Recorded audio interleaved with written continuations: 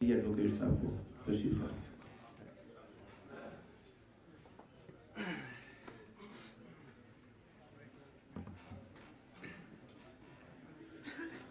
صلی اللہ علیہ یا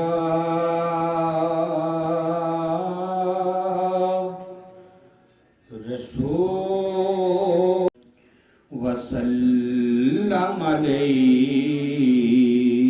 یا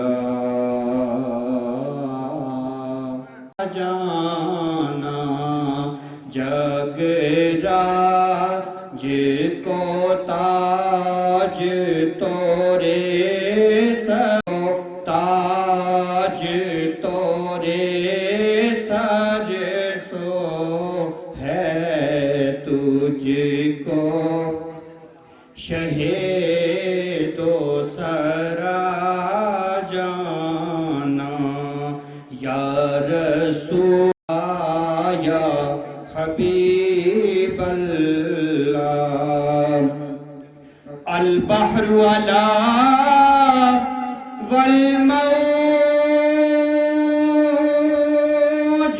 طوفان ہوش ربا من بے کس طوفان ہوش میں ہوں بگڑی ہے ہوا مجدار میں ہوں بگڑی نیا پار لگا جانا یا حبیب اللہ یا رسول ویسر لی امری واحلل عقدۃ من لسانی یفقہوا قولی اللہم صلی علی سیدنا محمد وعلی آلہ واصحابہ وبارک وسلم۔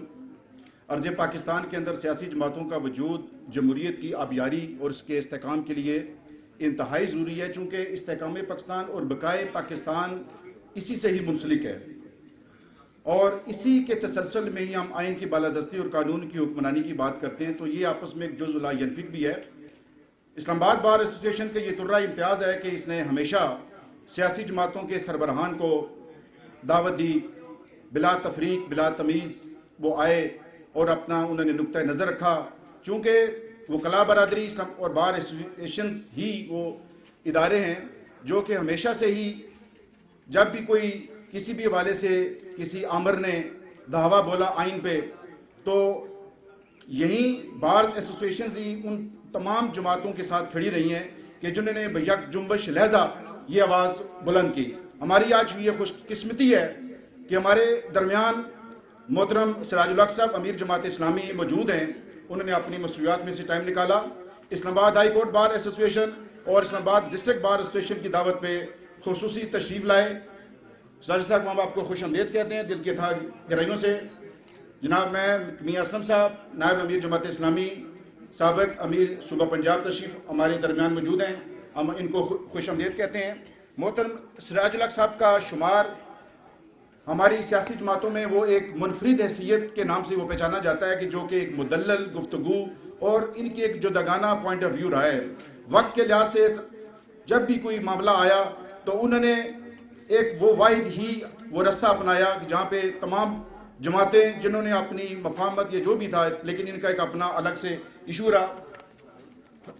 سراج الحق صاحب میری کسی تعارف کے محتاج نہیں ہے، لیکن جو ہمارے نئے دوست بار ایسوسیشن کے ممبرز بنے ہیں ان کے لیے آپ 5 ستمبر 1962 کو پختونخوا کے ضلع کلوئر دیر میں سمر باغ کے گاؤں کاکس میں ہوئی۔ آپ اس سے قبل خیبر پختونخوا کی صوبائی اسمبلی میں متعدد بار منتخب ہوئے۔ آپ صوبہ خیبر پختونخوا کے تقریباً 3 مرتبہ پارلیمنٹ کے ممبر بھی رہے، سینئر وزیر بھی رہ چکے ہیں، انتہائی سادہ مزاج شخصیت کے حامل ہیں، ایوان بالا کے ممبر بھی رہے۔ سراج الحق صاحب نے اپنی ابتدائی تعلیم خطے کے مقامی ہائی اسکول سے لی، پشاور یونیورسٹی میں پولیٹیکل سائنس اور 1990 میں پنجاب یونیورسٹی سے ایم اے ایجوکیشن مکمل کیا۔ یونیورسٹی کی مدت کے دوران انہوں نے مولانا سید ابو الاعلیٰ مودودی اور مولانا نعیم صدیقی کی کتابوں کی تعلیم حاصل کی۔ انہوں نے اسلامی جمعیت طلبہ میں شمولیت اختیار کی اور 1988 سے 1991 تک اسلامی جمعیت طلبہ کے ناظم اعلیٰ منتخب ہوئے۔ وہ PK 95 انتخابی حلقہ سے MPA کے طور پر 2 مرتبہ بھی منتخب ہوئے. چونکہ جماعت اسلامی سب سے بڑی اس وقت میں یہ سمجھتا ہوں کہ ملک میں پرانی نظریاتی اسلامی احیائی تحریک کے نام بھی پہچانی جاتی ہے، جس کا آغاز 20ویں صدی کے اسلامی مفکر سید ابو العلا مودودی، جو عصر حاضر میں اسلام کے احیاء کی جدوجہد کے مرکزی کردار مانے جاتے ہیں. پاکستان سے قبل 26 اگست 1941 کو لاہور میں کیا تھا، جس کا کہ سید ابو العلا مودودی اور دیگر 74 افراد نے ملک میں اسلامی انقلاب لانے کی جدوجہد مشترکہ جدوجہد کے لیے اس کی بنیاد رکھی. اور یہ راجپوت صاحب سے کہ اسٹیج پہ تشریف لائیں.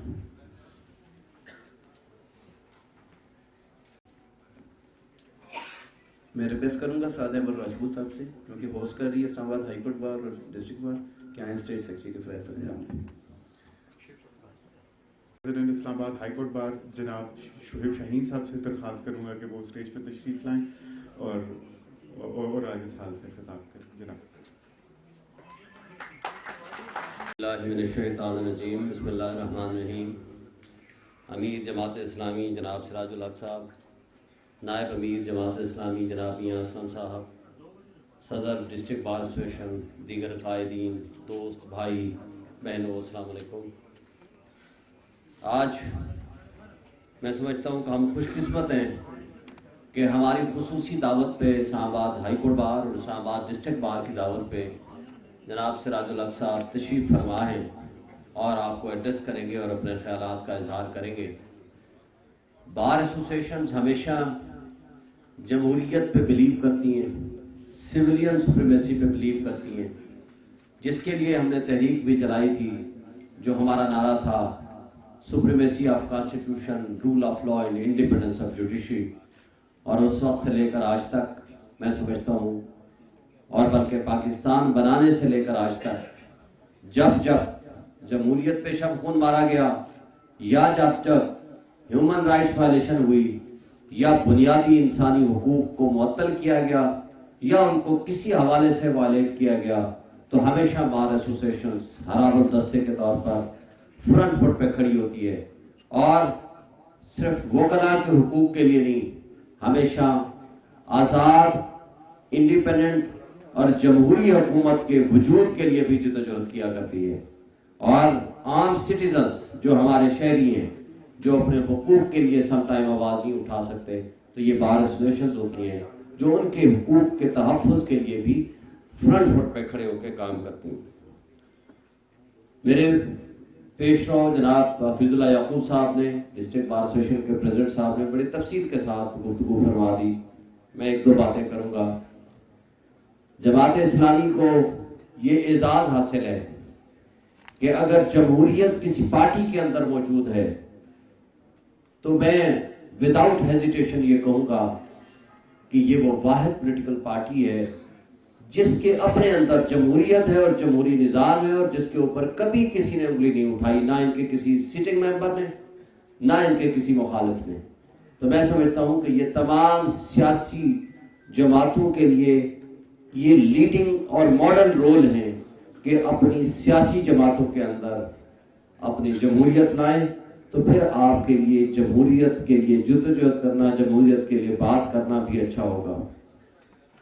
دوسری بات، جو ان کی ذیلی تنظیم الخدمت فاؤنڈیشن ہے، جب پاکستان میں خدا نخواستہ کوئی آفت آئی، کوئی سیلاب آیا، کوئی زلزلہ آیا، تو ان کی وہ الخدمت جماعت، الخدمت فاؤنڈیشن ہمیشہ فرنٹ فٹ پہ کھڑی ہوتی ہے اور لوگوں کے حقوق کے لیے، لوگوں کو تکلیفوں کے ازالے کے لیے، لوگوں کو حقیقی معنوں میں ان کی خدمت کے لیے وہ تکلیف دہ ماحول میں بھی کام کرتے ہیں جہاں اپنی زندگی کو وہ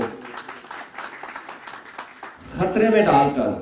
چند دن پہلے ہم نے دیکھا KPK میں کس طرح جماعت اسلامی کے کارکنان نے اپنی زندگیوں سے کھیل کے انہوں نے لوگوں کی زندگیاں بچائیں، اور یہ ان کو کریڈٹ جاتا ہے.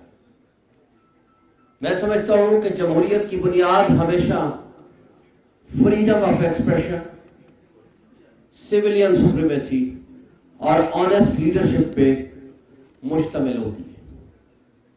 جب آپ جمہوریت کو بات کریں گے تو جب تک یہ تین عناصر نہیں ہوں گے تو ہم جمہوریت کی بات تو کر سکتے ہیں، لیکن حقیقی معنوں میں یہ جمہوری حکومت یہ ایک صرف خواب ہوگا، بلکہ سم ٹائم مافیاز کی صورت میں ہمارے اوپر حکمران مسلط ہو جایا کرتے ہیں، یا کبھی ڈکٹیٹرز کی صورت میں، یا کبھی ڈکٹیٹرز کی چھتری کے نیچے پلنے والے لوگ ہمارے اوپر مسلط کر دیے جاتے ہیں۔ اور اس کی وجہ کیا ہے؟ وہ یہ ہے کہ یہ تین چیزیں نہیں ہیں۔ فریڈم آف ایکسپریشن نہیں ہے، یہاں نرسری میں لیڈر تیار کیے جاتے ہیں، اور پھر جب سم ٹائم وہ تیار ہو کے واقعی پاپولر لیڈرشپ کے طور پر سامنے آ جاتے ہیں تو پھر جنہوں نے ان کو تیار کیا جاتا ہے تو وہ اپنے لیے ان کو خطرہ سمجھنے لگ جاتے ہیں، تو پھر ان کے درمیان لڑائی ہو جاتی ہے، اور لڑائی کسی اصولوں پہ نہیں ہوتی، اور لڑائی ہمیشہ مفادات پہ ہوا کرتی ہے، تو اس کا نقصان آج ملک میں ہم بھگت رہے ہیں۔ میں سمجھتا ہوں کہ ہمارے لیے نہایت ایک محترم شخصیت سراج الحق صاحب آج موجود ہیں، اور آج جو ملک کی حالت ہے، جس طرح worst condition of human rights violation ہے، ایک سینئر پارلیمنٹیرینز پولیٹیکل ورکرز کے لوگوں کو اٹھا کے ننگا کر کے ان کے اوپر تشدد کیا جاتا ہے، اور اس کے ساتھ ساتھ صحافیوں کو جس طرح دھمکیاں دی جاتی ہیں، اور ارشد شریف کی جس طرح شہادت ہوتی ہے، یہ اس کے ساتھ ساتھ جو پولیٹیکل انسٹیبلٹی اور معاشی طور پر ہماری یہ پوزیشن ہو چکی ہے کہ اپریل میں ہمارے ڈیفالٹ کا خطرہ 5% تھا، آج 75% اور 80% ہو چکا ہے۔ یہ ملک کی حالت ہے۔ میں آج یہ مطالبہ بھی کرتا ہوں، یہ توقع بھی رکھتا ہوں کہ سراج الحق صاحب وہ واحد شخصیت ہے جس کے اوپر پولیٹیکل پارٹیز احترام بھی کرتی ہیں اور اعتماد بھی کرتی ہیں، اور ملک کو اس مصیبت سے نکالنے کے لیے آپ اپنا رول ادا کریں، اور اس کے لیے ہم سمجھتے ہیں کہ آپ سے بڑی شخصیت کوئی ایسی شخصیت نہیں جو جمہوریت پہ بلیو کرتی ہے، ایک آنیسٹ لیڈرشپ ہے، تاکہ آپ کے ذریعے اس ملک کے جو مسائل ہیں ان کا حل کی طرف ہم بڑھ سکیں۔ Thank you again.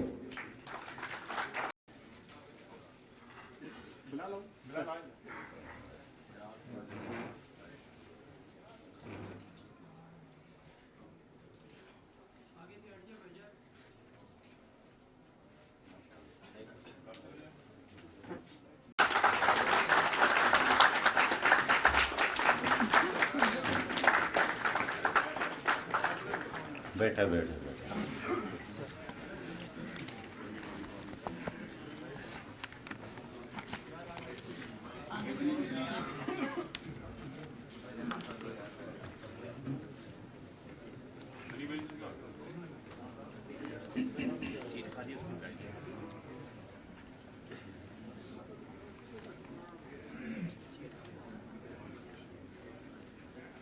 الحمد للہ رب العالمین والصلاة والسلام علی رسولہ الکریم، اما بعد فاعوذ باللہ من الشیطان الرجیم، بسم اللہ الرحمن الرحیم، ان اللہ لا یغیر ما بقوم حتی یغیر ما بانفسہم، صدق اللہ العظیم۔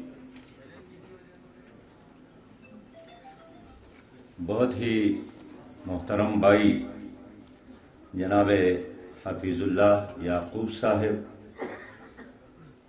صدر اسلام آباد بار ایسوسیئیشن، میرے انتہائی محترم بھائی جناب شعیب شاہین صاحب، صدر اسلام آباد ہائی کورٹ بار، جناب بلال مغل صاحب، جناب حافظ نفیس صاحب، جناب سعید احمد راجپوت صاحب، جناب سردار نجم عباس صاحب، سہیل خورشید صاحب، اور محترم بھائی جناب میاں محمد اسلم صاحب، میرے انتہائی قابل احترام معزز ممبران بار، بھائیوں اور بہنوں، السلام علیکم ورحمۃ اللہ وبرکاتہ۔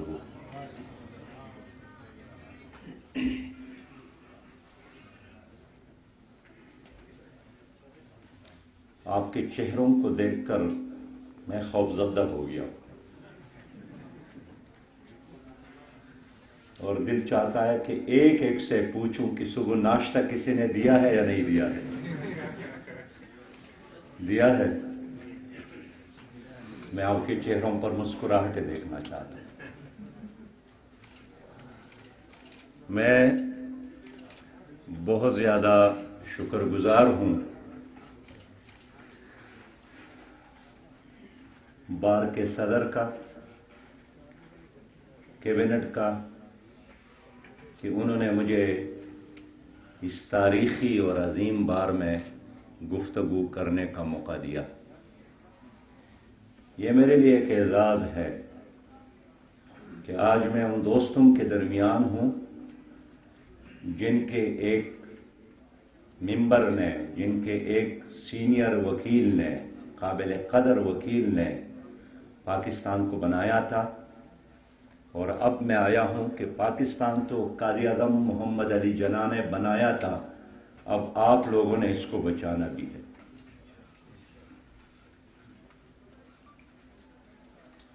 بار اور جماعت اسلامی میں قدر مشترک ہے کہ اگر کہیں حقیقی جمہوریت ہے تو یہ آپ کے بار روم میں ہے یا جماعت اسلامی میں ہے۔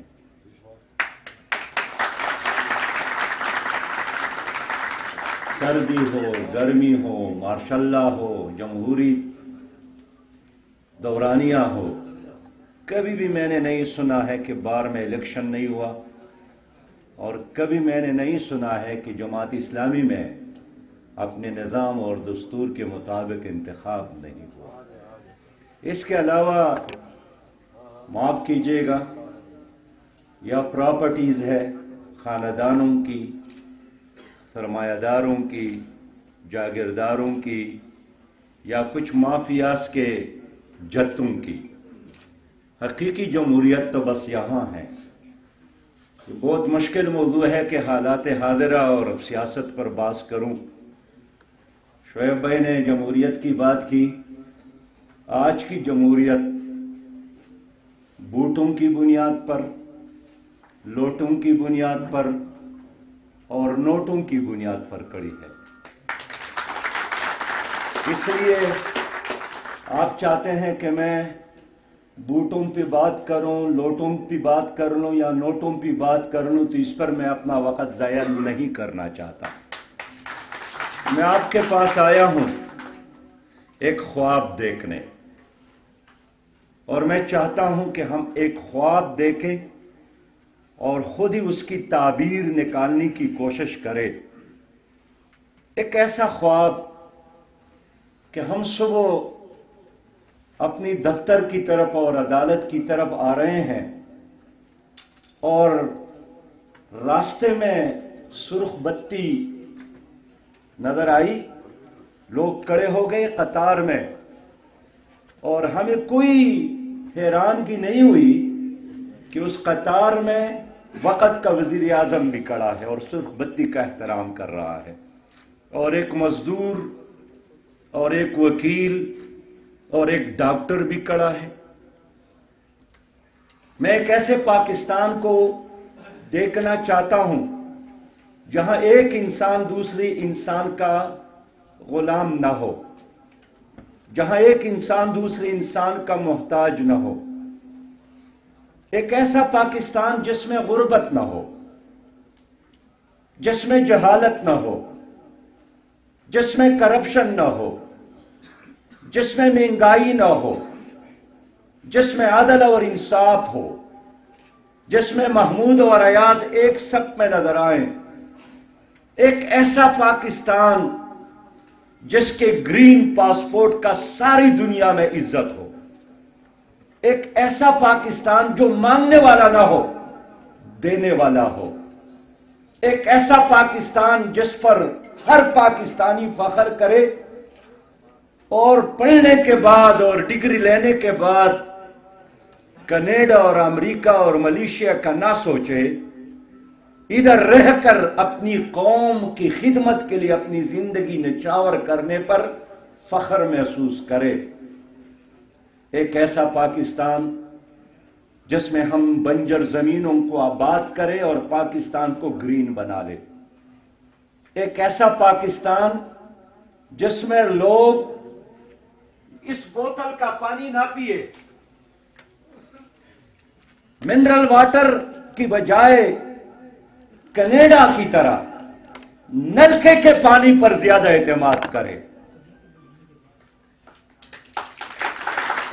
ایک ایسا پاکستان جس میں انسان کو یقین ہو کہ جہاں صدر پاکستان کا بیٹا پڑھتا ہے اسی طرح ایجوکیشن ایک غریب کے بیٹے کے لیے بھی میسر ہے. ایک ایسا پاکستان چاہتا ہوں جس میں کوئی اپنے آپ کو کمزور نہ سمجھے, بلکہ جس طرح حضور نے فرمایا ہے کہ السلطان ولی من لا ولی لہ, حکومت وارث ہے جس کا کوئی وارث نہ ہو. یتیم کی کفالت, بیوہ کی کفالت, مظلوم کی وکالت, غریب کی کفالت, بیمار کا علاج کوئی نہ کرے تو ریاست اور سرکار اور حکومت کرے, تاکہ مرتے وقت کسی انسان کو یہ احساس نہ ہو کہ میں تو جا رہا ہوں تو میری اہلیہ کا کیا ہوگا, میرے یتیم بچوں کا کیا ہوگا, میرے اوپر جو قرض ہے اس کا کیا ہوگا, میں جو کرائے کے گھر میں رہتا ہوں اس کا کیا ہوگا, میرا باپ اگر بیمار پڑا ہے اور میں جا رہا ہوں اس دنیا سے اس کے علاج کا کیا ہوگا. میں ایک ایسے پاکستان کا خواب دیکھنا چاہتا ہوں جس میں انسان اپنے آپ کو تنہا محسوس نہ کرے. میں وہ پاکستان دیکھنا چاہتا ہوں جس میں میری ماں, میری بیٹی, میری بچی رات کے وقت بھی سفر کرے تو اللہ کے علاوہ اور کسی کا خوف اس کو نہ ہو. انسان کی عزت محفوظ, انسان کی جان محفوظ, انسان کا مال محفوظ, چادر اور چار دیواری محفوظ. اور اس پاکستان میں نہ کسی سینیٹر کو انصاف کی حصول کے لیے سپریم کورٹ کے باہر دھرنا دینے کی ضرورت ہو, نہ کسی طاہر القادری کو ماڈل ٹاؤن کے شہداء کے FIR کے لیے لاہور سے اسلام آباد تک لانگ مارچ کرنے کی ضرورت ہو, نہ کسی اکبر حسین 45 سال بعد جب وہ جیت گئے اپنا مکان اس کو مل گیا, لیکن معلوم ہوا کہ کیس تو جیت گئے لیکن اکبر حسین دنیا سے چلے گئے ہیں. ایک ایسے پاکستان کا خواب دیکھنے میں آپ کو دعوت دیتا ہوں. میرے بہت ہی پیارے بھائیوں, میں جناب نے بہت بڑا تعارف کیا, سینئر منسٹر رہا ہے, سینیٹر رہا ہے, وزیر رہا ہے, ممبر رہا ہے. میں سینیٹر کی حیثیت سے, سابق وزیر کی حیثیت سے, امیر کی حیثیت سے نہیں آیا ہوں. میں فخر کرتا ہوں جس نام پر ایک امتی کی حیثیت سے آپ کی خدمت میں کھڑا ہوں. ہم کون ہیں؟ آپ اور ہم سب اس زمین پر اللہ کا خلیفہ ہے. اللہ نے آپ کو عزت سے نوازا ہے. وَلَقَدْ كَرَّمْنَا بَنِي آدَمَ, ہم نے آدم کو عزت دی ہے. جو آپ سے عزت لینا چاہتا ہے وہ ظلم کرتا ہے. آپ کو اللہ تعالیٰ نے حسن سے نوازا ہے. لَقَدْ خَلَقَنَا الْإِنسَانَ فِي أَحْسَنِ تَقْوِيمٍ, بخود آپ چاند اور ستاروں اور سورج سے زیادہ حسین ہے. آپ کو اللہ نے اختیارات سے نوازا ہے.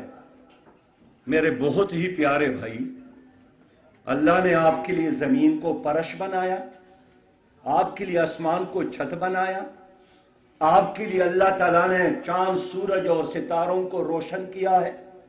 آپ کے لیے اللہ نے نمک کو کڑوا بنایا, شہد کو میٹھا بنایا, پھولوں کو رنگ اور خوشبو بخشی، یہ پورا انتظام آپ کے لیے ہے. بس آپ سے یہی اللہ کہتا ہے کہ میرے علاوہ اور کسی کی بندگی نہ کرو. تو میں جب امتی کی حیثیت سے آیا ہوں، اس لیے آیا ہوں کہ کسی چودھری کی چودراہٹ سے نہ ڈرنا، کسی سرمایہ دار کے سرمایہ سے متاثر نہ ہونا، کسی جرنیل کے ڈنڈے سے نہ ڈرنا. آپ حق ہے،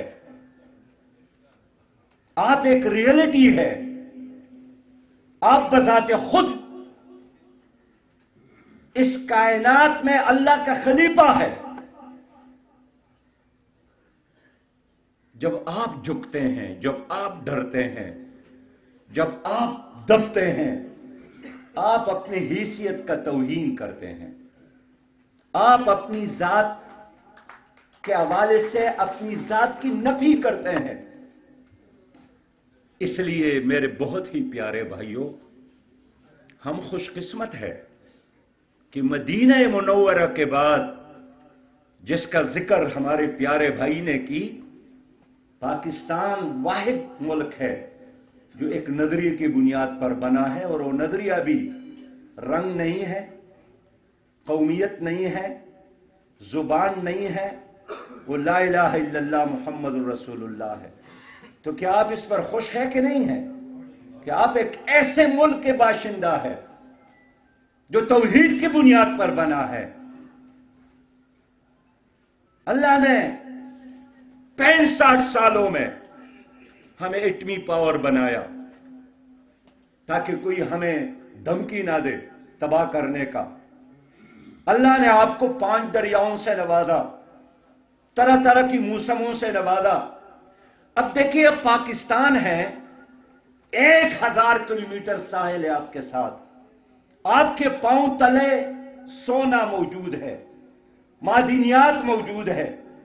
آپ دنیا میں گندم پیدا کرنے والا 8واں بڑا ملک، آپ دنیا میں گندم کے علاوہ گنا پیدا کرنے والا 7واں بڑا ملک، آپ چاول پیدا کرنے والا 5واں بڑا ملک، آپ دال پیدا کرنے والا 3واں بڑا ملک. لائف سٹاک میں دنیا میں آپ کا 5واں نمبر ہے. ہر نعمت سے اللہ تعالیٰ نے آپ کو نوازا ہے. تو پھر میں آپ سے پوچھنا چاہتا ہوں کہ کل اسٹیٹ بینک پاکستان کی رپورٹ ہے کہ اس وقت پاکستان پر 62 کروڑ کا قرضہ ہے. گزشتہ 1 سال میں پاکستان نے 13 کروڑ کا قرضہ لیا ہے. ہر دن پاکستان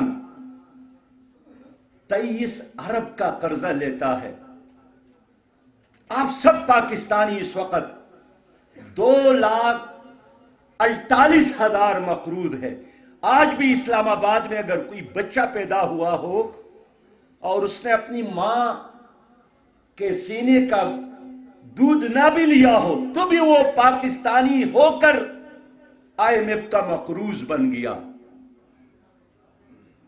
میں آپ سے صرف یہی ایک ڈسکشن کرنے آیا ہوں.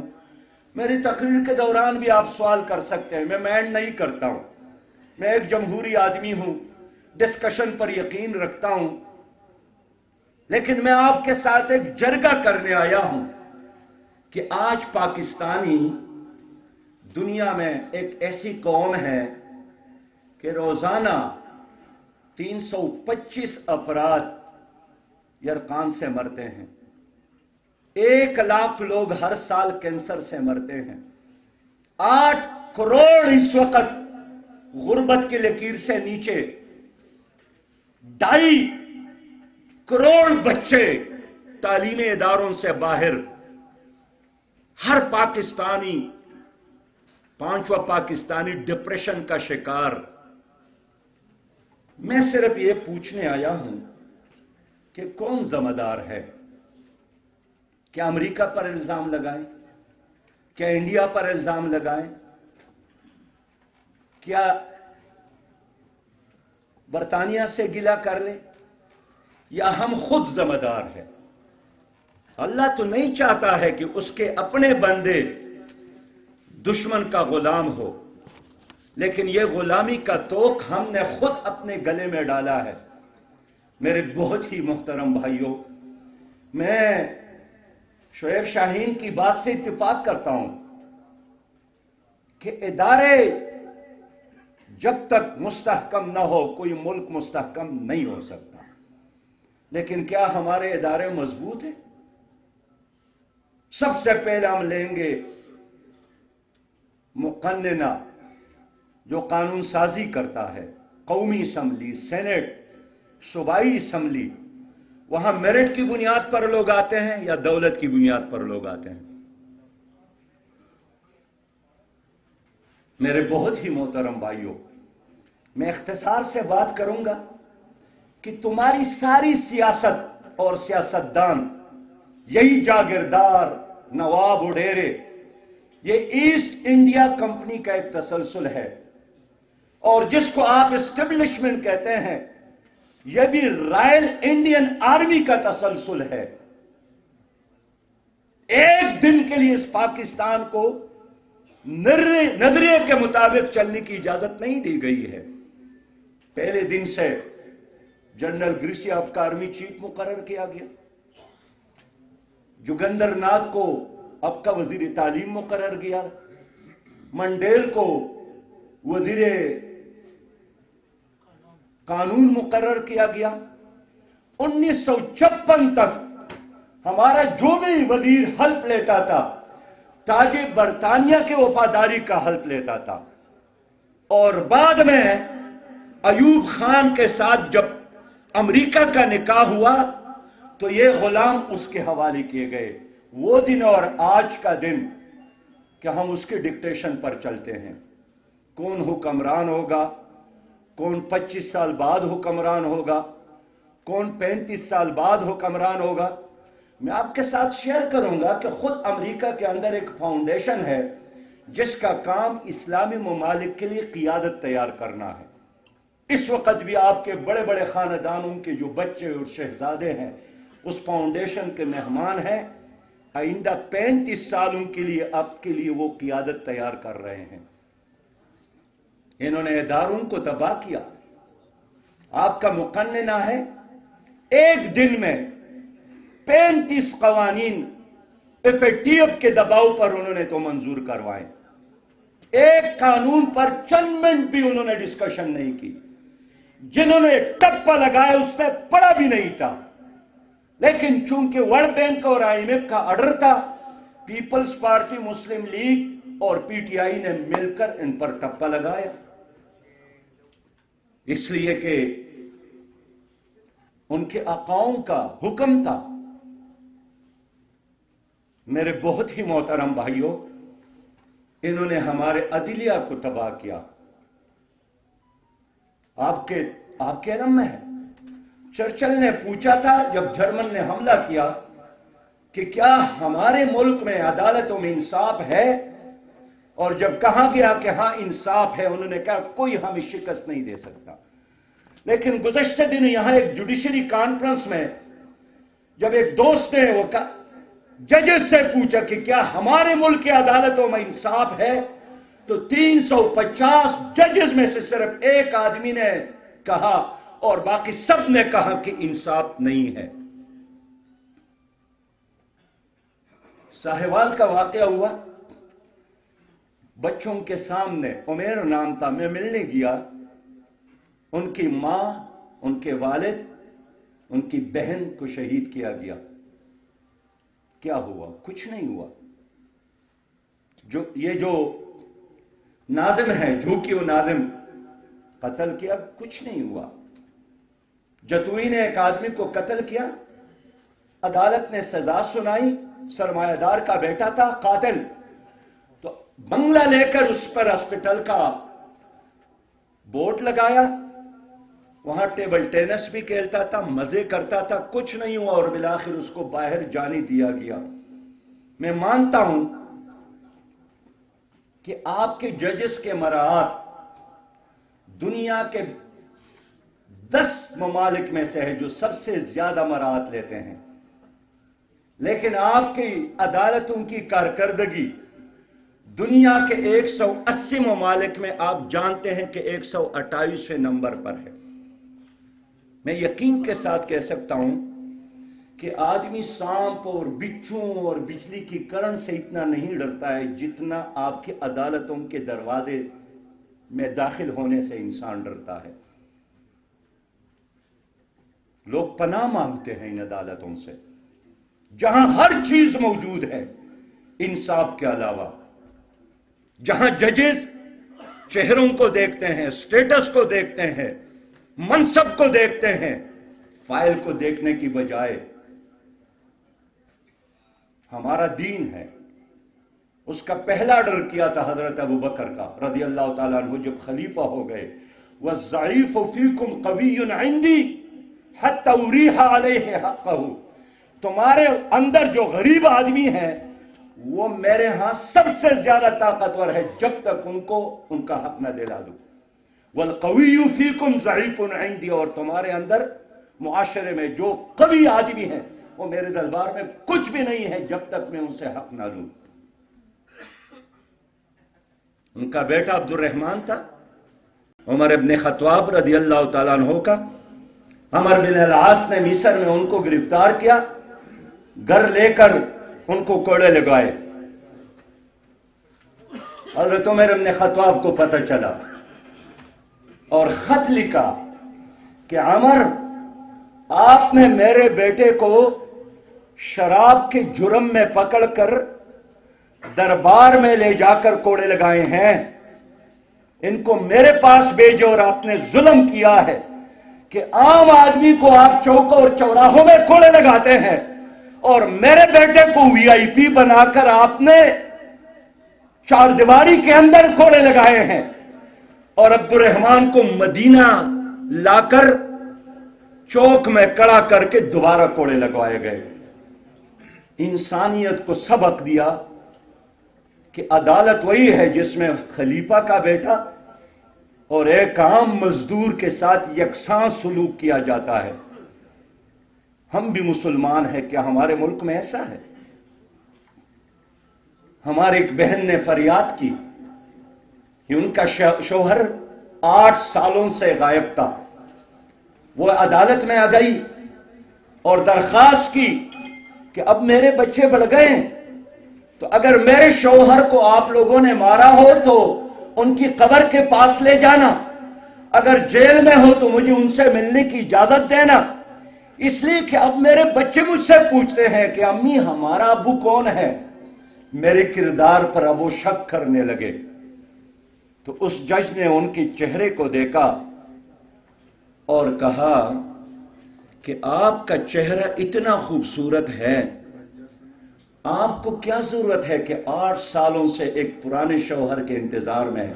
आपके लिए शौहरों की क्या कमी है? वो रो पड़ी, मेरे रब तुम्हारे अदालतों में भी सांप और बिच्छू हैं, अब वो कहां जाएं? 11,75,000 उनकी तनख्वाह है। हिसाब के मुताबिक 7.5 करोड़ रुपए उन्होंने कौमी खजाने से तनख्वाहों में ली है। मैं इसलिए अर्ज करना चाहता हूं कि हमारा अदलिया अदालती निजाम इस वक्त फेल हो गया है, आप माने या ना माने।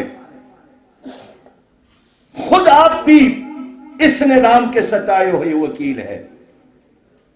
जाहिर है जब इंसाफ ना हो तो आप अपने मुवक्किल को कैसे इंसाफ दिला सकते हैं? फिर यही तो होता है ना कि जज का कोई रिश्तेदार ढूंढ ले, यही तो होता है कि कोई बासर दोस्त से राबिता कर ले। मैं आपके साथ शेयर करना चाहता हूं कि हमारा तालीमी निज़ाम भी तबाह हो गया है। तबकाती निज़ाम तालीम है, गरीब के लिए कुछ और मालदारों के लिए कुछ। हमारे ईवान भी तबाह हो गए हैं। हमारे तमाम इदारा, आप इलेक्शन कमीशन को ले ले, कोई इदारा قابل اعتماد نہیں رہا. ساری سیاست بوٹوں کے گرد، لوٹوں کے گرد اور نوٹوں کے گرد گھوم رہی ہے. جھوٹ کی سیاست ہے. اس سے بغاوت کرنا ہم پر لازم ہے. کہاں کی جمہوریت ہے شعیب بھائی؟ 70 میں 161 حلقوں میں کامیابی ملی شیخ مجیب کو، اور 81 حلقے ملے، کامیابی ملی، سیٹ ملے پیپلز پارٹی کو. حکومت کس کو ملی؟ کیا شیخ مجیب کو کسی نے قیادت دی؟ پاکستان ٹوٹتا، بنگلہ دیش بنتا. اگر جمہوریت ہوتی، روٹی کپڑا اور مکان کا نعرہ سب سے پہلے پاکستان کا نعرہ، پاکستان کو ایشین ٹائگر بنانے کا نعرہ، حقیقی تبدیلی کا نعرہ سراب ہے. 100% جھوٹ نکلا. ایک تسلسل ہے اسٹیٹس کو کا. میں اس لیے آپ کے پاس آیا ہوں کہ جو اسٹیٹس کو ہے کون اس کو توڑے گا؟ کیا یہ ہماری قسمت میں ہے کہ غریب کے گھر ہمیشہ غریب پیدا ہوگا؟ کیا غریب کا کام ان بڑے لوگوں اور وی آئی پیز کے گھروں کا طواف ہے؟ کیا آپ کا کام یہی ہے کہ آپ ووٹ دیں اور آپ ان کے غلام بنے اور وہ آئی میپ کے غلام بنے؟ میں یہی چاہتا ہوں کہ ہم مل کر کہیں کہ اسٹیٹس کو نہیں مانتے ہیں. اسٹیٹس کو مسٹ گو، اب اس کو ختم ہونا چاہیے. میرے بہت ہی محترم بھائیوں، اس وقت ایک عالمی نظام ہے جس کے آپ سب غلام ہیں. اس عالمی نظام کی قیادت اس وقت تک تو امریکہ کے ہاتھ میں ہے. یہ ورلڈ بینک اور آئی ایم ایف اور ایشین بینک کے ذریعے انہوں نے دنیا بھر کی معیشت کو کنٹرول کیا ہے. جیب آپ کا ہے اور 100 کا نوٹ بھی آپ کا ہے، لیکن کیا اس کی قدر، اس کی ویلیو کا فیصلہ آپ یا آپ کی اسمبلی یا آپ کا کیبنٹ کرتا ہے یا ورلڈ بینک اور آئی ایم ایف کرتا ہے؟ عمران خان صاحب یہی فرماتے تھے کہ مجھے بھی ٹی وی اسکرین سے پتہ چلتا ہے کہ روپے کی قدر میں آج کمی ہوئی ہے. انہوں نے ساری دنیا پر سودی نظام مسلط کیا ہے. پاکستان میں بھی سودی نظام ہے. میں آج کی بات نہیں، 1931 میں میرے پیارے بھائی علامہ اقبال نے فرمایا تھا کہ این بنوک این فکر چالاک یہود، یہ بینکوں کا نظام، یہ چالاک یہودیوں کا نظام ہے. تا نور حق در سینہ آدم ربود. اور بینکوں کا یہ نظام اس لیے ہے کہ انسان کی دل سے نور ختم ہو جائے، چہرے سے تقوی ختم ہو جائے. اقبال کا پیغام ہے کہ تا تہ و بالا نہ گردد اے نظام.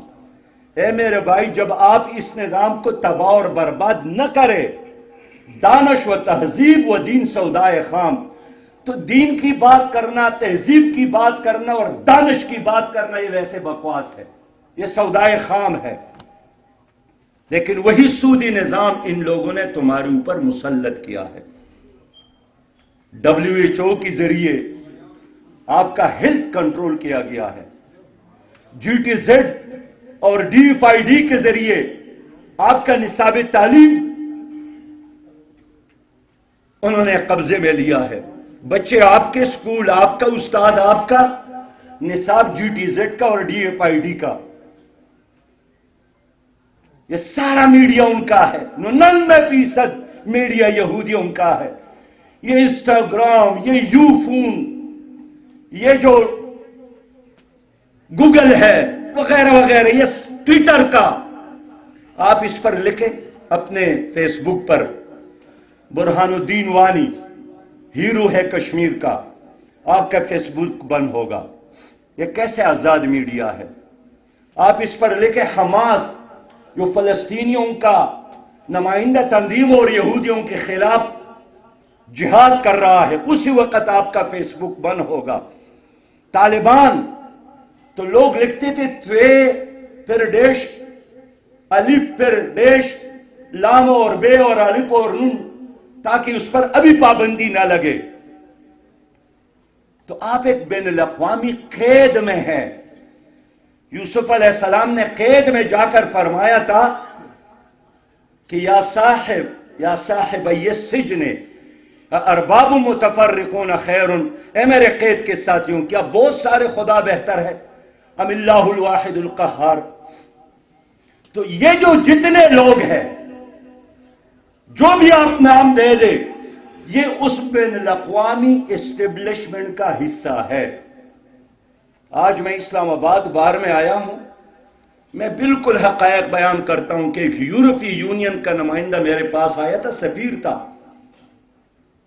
اس نے کہا پیپل پارٹی آ جائے، مسلم لیگ کی حکومت ہو یا پی ٹی آئی، یہ سب ہمارے ہیں، ہمارا مقابلہ صرف اور صرف جماعت اسلامی کے ساتھ ہے. ان دنوں میں ایک سینیٹر تھا، میں نے کہا یار میں تو ایک آدمی ہوں، مجھ سے کیا مقابلہ کرتے ہو؟ انہوں نے کہا تمہارے ساتھ ایک نظام ہے قرآن کی صورت میں، تمہارے ساتھ ایک ہسٹری ہے خلافت راشدہ کی صورت میں، تمہارے ساتھ ایک متبادل سسٹم ہے.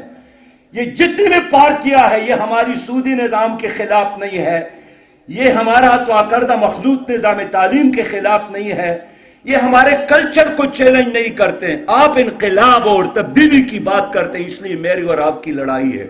اپنے آپ کو بچا سکتے ہو تو بچا لو، ہم تو آخری مورچے تک آپ کا پیچھا کریں گے.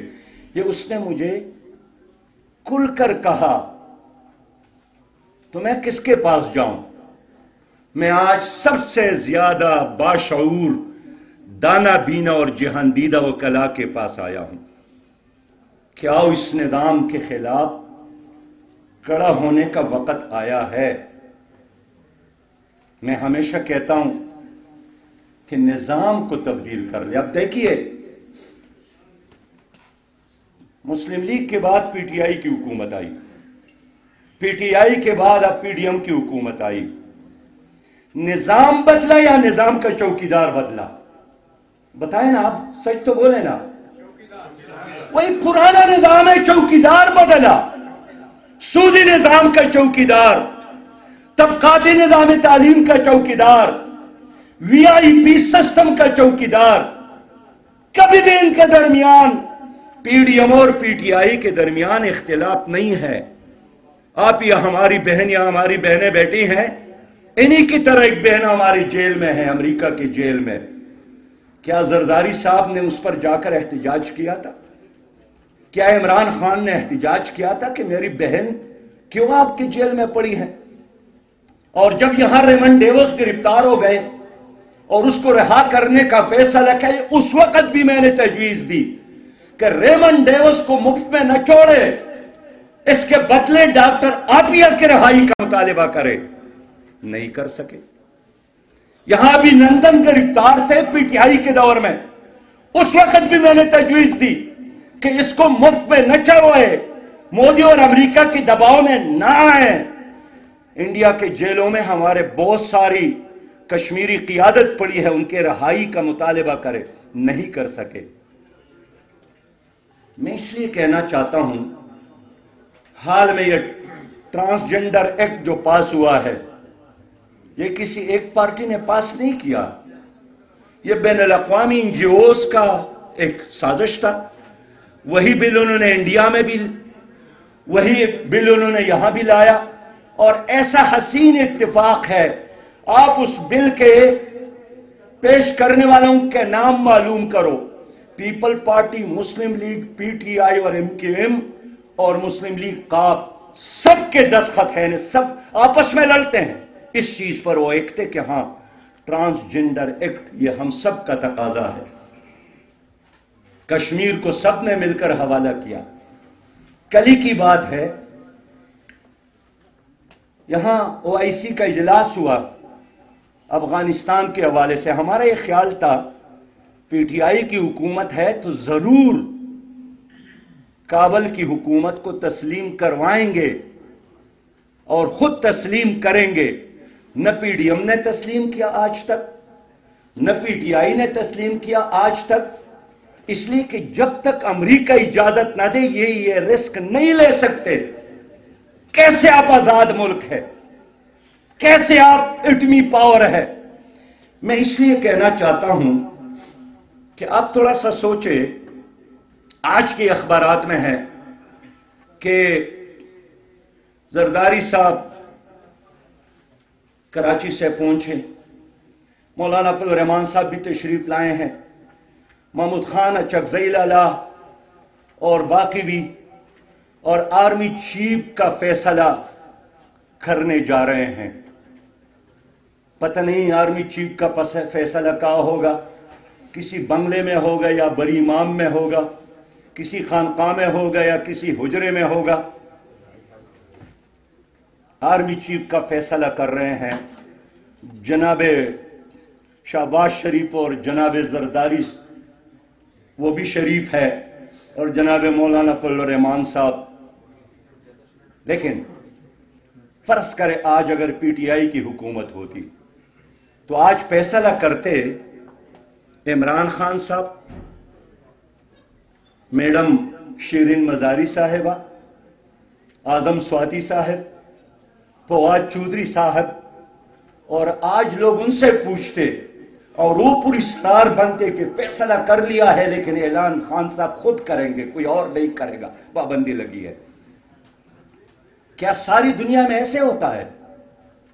क्या ये एक एटमी पाकिस्तान का इमेज है?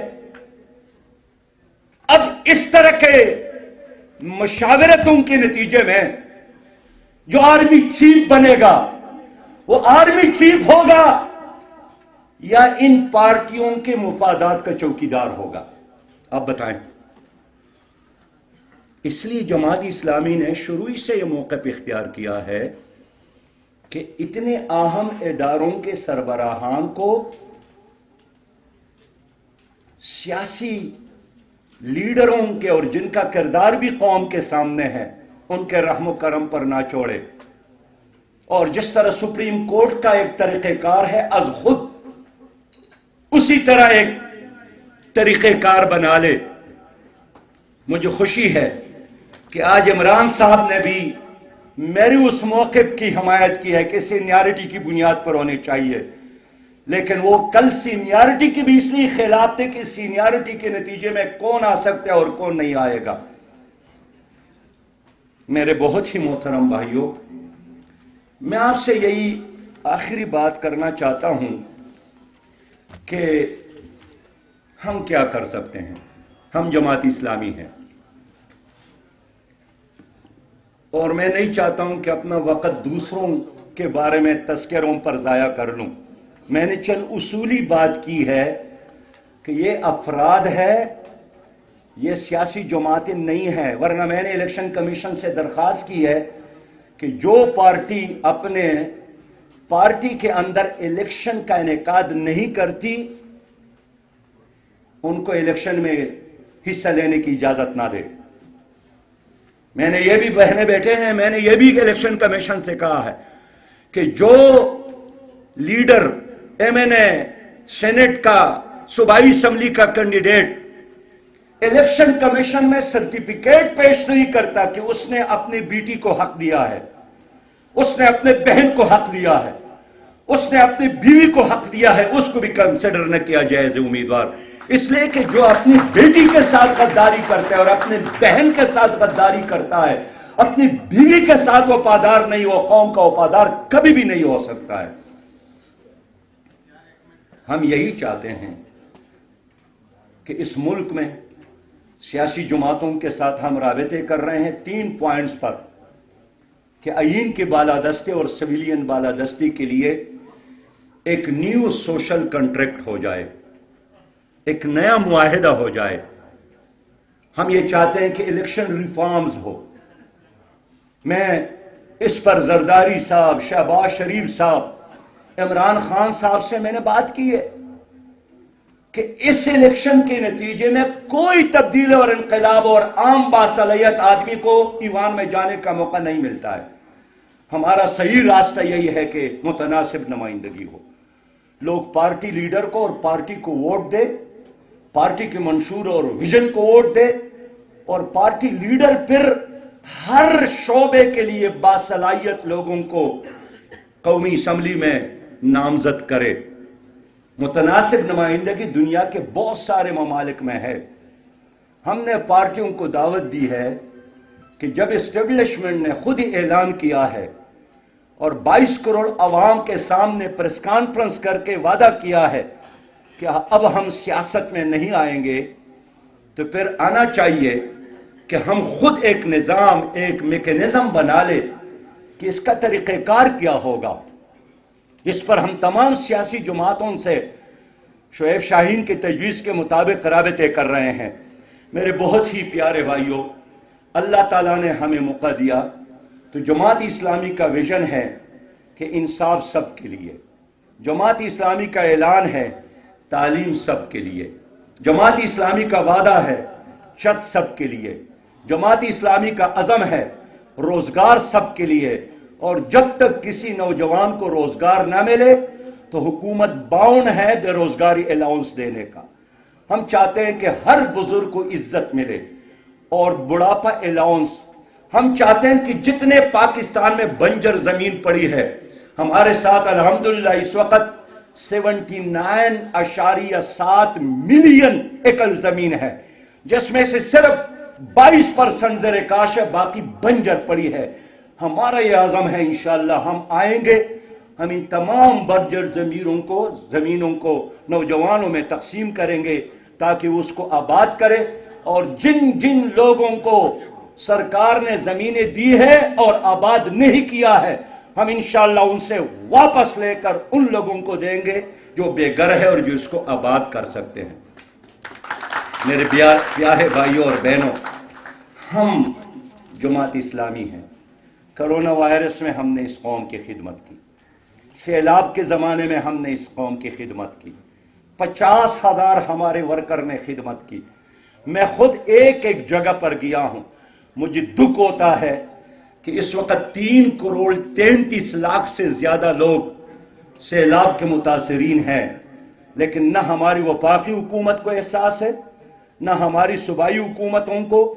اور اس وقت ملک میں کوئی اپوزیشن نہیں ہے سوائے جماعت اسلامی کی. اس لیے PDM بھی مرکز میں حکومت میں شامل ہے. PTI 10 سالوں سے خیبر پختونخوا اور پنجاب اور کشمیر اور گلگت بلتستان میں ہے.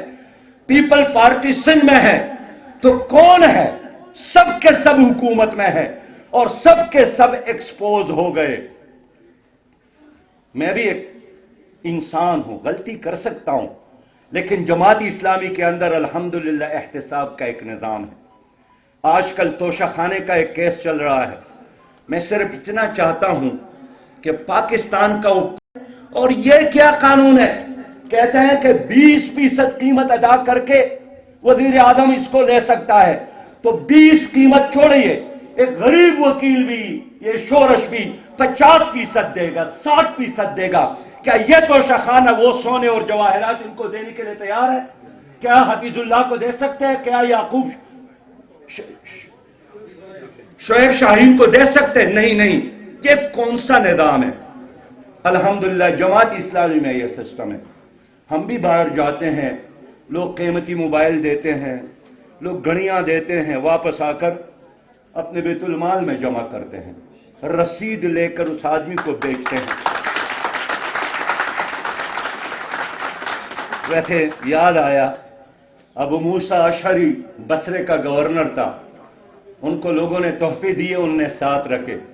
حضرت عمر ابن خطاب نے ان کو بلایا، اس نے جواب دیا تو لوگوں نے مجھے دیے تھے. انہوں نے کہا ٹھیک ہے، یہ تو خیر جمع کر لے.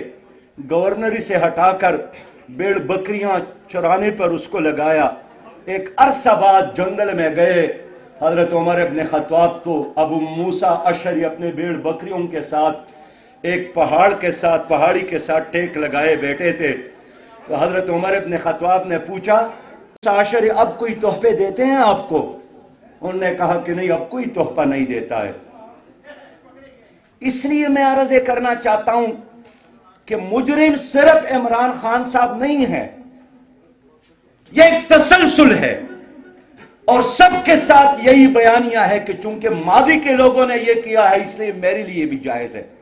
اس کلچر کو اگر کوئی جماعت تبدیل کر سکتی ہے وہ صرف اور صرف جماعت اسلامی ہے.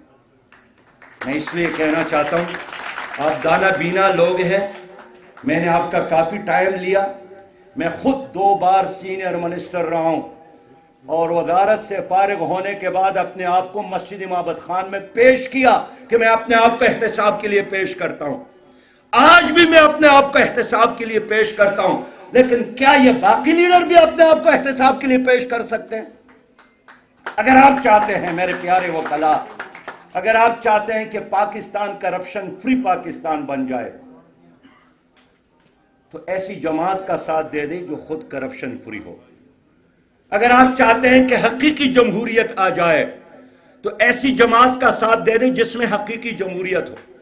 اگر آپ چاہتے ہیں کہ پاکستان سے سودی نظام کا خاتمہ ہو تو پھر ایسی جماعت کا ساتھ دے دیں جو اس کا ویژن اور عزم اور عمل یہی ہو۔ میں اللہ کی شکر کے ساتھ کہہ سکتا ہوں مجھے خیبر پختونخوا میں موقع ملا تھا اور میں نے اپنی صوبے میں سودی نظام ختم کر کے غیر اسلامی غیر سودی بینکاری کا آغاز کیا تھا۔ میں نے اپنی صوبے کو قرض فری صوبہ بنایا تھا۔ ایک فائنانس کے طالب علم کی حیثیت سے کہہ سکتا ہوں کہ اگر آپ لوگوں نے ساتھ دیا تو ہم پاکستان کو ایک کلین پاکستان بنا سکتے ہیں، ہم پاکستان کو ایک گرین پاکستان بنا سکتے ہیں، ہم پاکستان کو کرپشن فری پاکستان بنا سکتے ہیں۔ آپ کے ملک میں سالانہ 5,000 ارب کا کرپشن ہے، آپ کو قرضوں کی کیا ضرورت ہے؟ آپ ان کرپشن کو ختم کریں، لیکن نہیں کر سکتے لوگ۔ یہ کام صرف اور صرف جماعت اسلامی کر سکتی ہے۔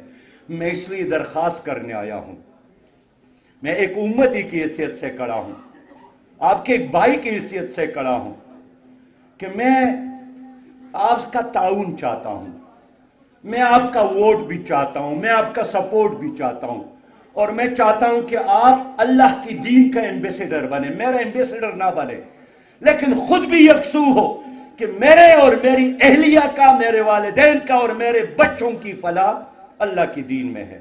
اور 22 کروڑ عوام کو بھی یہ پیغام دے دے کہ جرنیلوں کے تجربات ناکام ہو گئے، نام نہاد سیاسی جماعتوں کے تجربات ناکام ہو گئے، اب اس ملک میں اسلامی نظام کو آنا چاہیے۔ اسلامی نظام سراج الحق کا نظام نہیں ہے، یہ اللہ کا نظام ہے، یہ حضور صلی اللہ علیہ وسلم کا نظام ہے۔ ماضی میں بھی یہی ہوا تھا کہ اِنَّا كُنَّا أَذَلَّ قَوْمٍ فَأَعَزَّنَا اللَّهُ بِالْإِسْلَامِ، ہم ذلیل قوم تھے، اللہ نے اسلام کے ذریعے ہمیں عزت دی، اور آج بھی اگر آپ دنیا میں عزت چاہتے ہیں تو صرف اور صرف دینی فطرت اور اس دین کی برکت سے۔ میں اسی پر اکتفا کرتا ہوں، اس شکریہ کے ساتھ کہ کتنی سنجیدگی کے ساتھ، شوق کے ساتھ، محبت کے ساتھ آپ لوگوں نے مجھے سنا، لیکن سننے پر میں مطمئن نہیں ہوں۔ میں چاہتا ہوں کہ آپ قدم اٹھائیں اور منزل کی طرف جانے میں ہمارا ساتھ دیں، ہم آپ کا ساتھ دیں۔ وآخر دعوانا ان الحمدللہ رب العالمین۔ بہت شکریہ امیر جماعت اسلامی سراج الحق صاحب، آپ سب لوگوں کی آمد کا بہت شکریہ۔